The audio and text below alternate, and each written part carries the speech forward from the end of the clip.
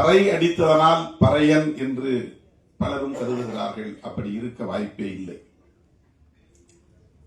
இன்றைக்கு நீங்கள் ஒரு கிராமத்திற்கு போனால், பறையர் குடியிருப்புக்கு போனால் 200 குடும்பங்கள் 300 குடும்பங்கள் இருக்கிறார்கள் என்றால் அந்த 300 குடும்பங்களை சார்ந்தவர்களும் பறை அடிப்பதில்லை. அவர்களுக்கு பறை பற்றி தொடர்பும் இருப்பதில்லை. அந்த கிராமத்தில் சிலர் தான், விரல் விட்டு எண்ணக்கூடிய சிலர் தான் பறையடிக்கிற ஒரு வழக்கத்தை வைத்திருப்பார்கள். எல்லா மக்களும் விவசாயத்தை செய்யக்கூடியவர்கள் தான்.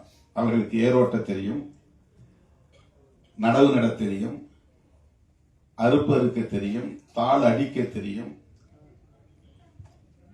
விவசாய பெருங்குடி மக்கள் தான்.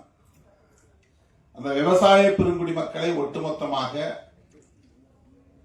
பறையர் என்ற பெயரில் அழைத்து இழிவுபடுத்தி இருப்பதற்கு என்ன காரணமாக இருக்க முடியும்? இது குறித்து பலர் ஆய்வு செய்திருக்கிறார்கள். அதற்கு ஒரே காரணம்தான், இது மூல சமூகம், ஆதி சமூகம்.